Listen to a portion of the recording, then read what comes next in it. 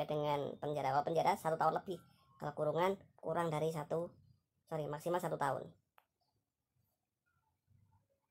Tapi kalau ada perbarengan, pengulangan, wah ini residivis, ini dilakukan dengan bareng-bareng konkursus dan seterusnya, wah ini bisa ada tambahannya sampai 4 bulan. Nah bedanya itu tambah satu lagi apa ya, ada kalau kurungan bisa diganti dengan denda, kalau penjara tidak bisa. Nah, terus ada hak pistol. Hak pistol itu untuk memperbaiki nasib, untuk bekerja. Kalau penjara ya tidak punya hak seperti itu. Ada lagi pidana masa percobaan, dimana terpidana dikurung maksimal 1 tahun, bukan kurungan pengganti ya. Ya ini percobaan dengan syarat tidak melakukan tindak pidana yang sama sebelum masa percobaan habis. Ini pelepasan setelah di penjara, ada percobaan, ada pelepasan bersyarat. Pelepasan bersyarat telah menjalani 2/3 lama pidana dengan minimal menjalaninya 9 bulan.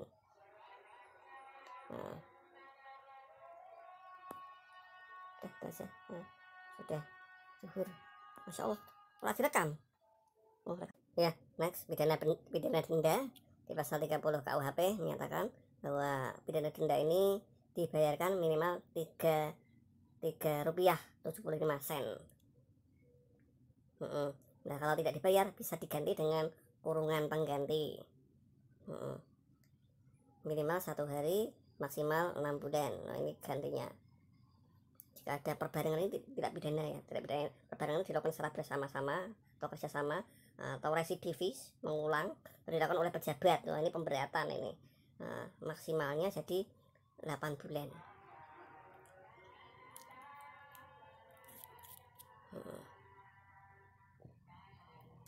Ya, itu terkait dengan kurungan pengganti untuk pidana denda. Ya ini rasio penggantiannya seperti ini, 7 rupiah 50 sen kita kurang untuk tiap 1 hari, bisa diganti 1 hari kurungan ya. Tapi pidana denda ini di tahun 1960 dilipatkan menjadi 15 kali lipat.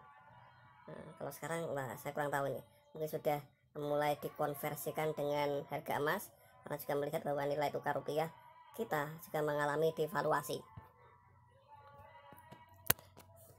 Next, pidana tutupan. Ini pidana politik. Jadi harus disediakan adanya rumah tutupan, di mana si terpidana dikurung di rumah tersebut tidak boleh keluar. Ini bukan rumah tahanan tapi rumah tutupan.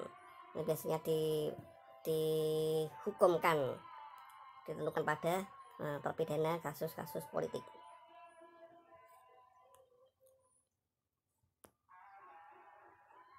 Kemudian pencabutan hak-hak tertentu, pidana tambahannya di pasal 35 pertama, ini 6 ya, berarti ada 6, nolnya jadi 1.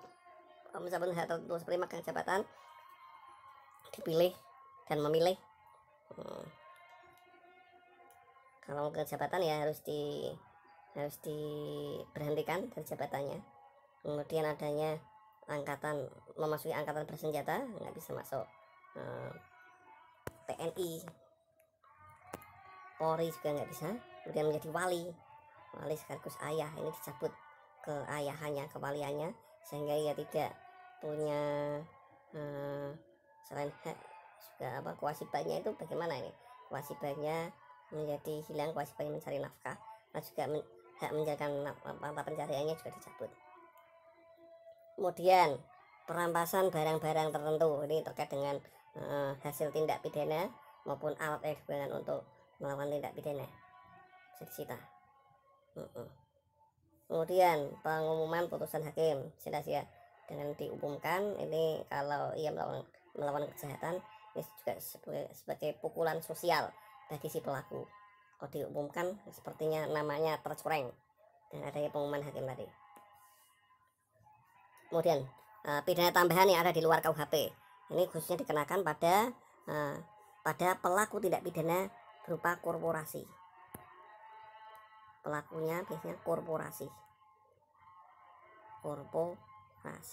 alias badan hukum.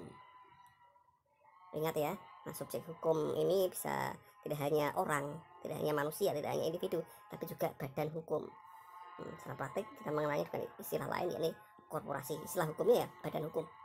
Nah itu PT, CV, lembaga, instansi, jabatan, koperasi, yayasan.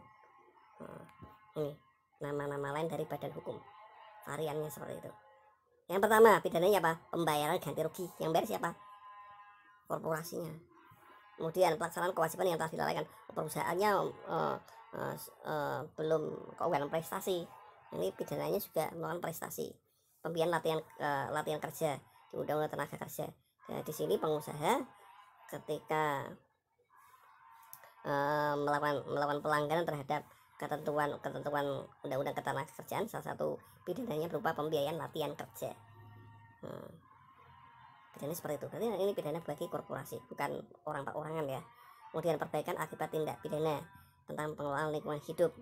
Kalau mencemarkan lingkungan, pidananya apa? Perbaikan, seperti membuat dan menyediakan alat untuk menjernihkan pengelolaan limbah misalnya. Kemudian perampasan barang di pertambangan mineral dan batubara. Kalau ada pelanggaran di sini, barang atau keuntungan yang diperoleh ini dirampas oleh negara dan untuk negara. Kemudian ada kewajiban adat di Undang-Undang Otonomi Khusus Papua. Kewajiban adatnya apa? Di situ sudah ada ketentuan adat. Jika dilanggar oleh individu maupun korporasi harus dipenuhi. Nah, ini juga menjadi payung hukum bagi hakim ketika memutuskan pidana bagi pelaku tindak pidana. Kemudian pencabutan izin tertentu. Izin itu seperti halnya ya tidak hanya nyawa ya, tapi ya izin itu ya SK atau surat sakti untuk bekerja, untuk beroperasi. Ya, dengan dicabutnya izin maka si perusahaan korporasi tidak dapat bekerja. Kemudian next, pelarangan permanen. Kalau pelarangan permanen ya seperti ya melarang di satu wilayah, berarti ya isinya di selama-lamanya tidak diizinkan melakukan pekerjaan di areal tersebut. Kemudian pengumuman putusan pengadilan ya, seperti halnya pengumuman di terpidana individu manusia, di korporasi juga sama, namanya juga tercemar. Penutupan seluruh sebagian tempat usaha atau kegiatan korporasi. Korporasi ditutup sehingga tidak dapat beroperasi. Ini salah satu bentuk pidana bagi perusahaan untuk mengatasi adanya perusakan hutan. Kalau ini dilakukan oleh korporasi yang ditutup, maka ya tidak bisa menjalankan kegiatannya. Kemudian pembekuan, wah ini lebih keras lagi, dibekukan sebagian usaha koperasi. Karena ada usahanya di bidang marketing, di bidang produksi. Kalau ada salah satu dibekukan, ini seperti hanya memotong salah satu organ kehidupan korporasi.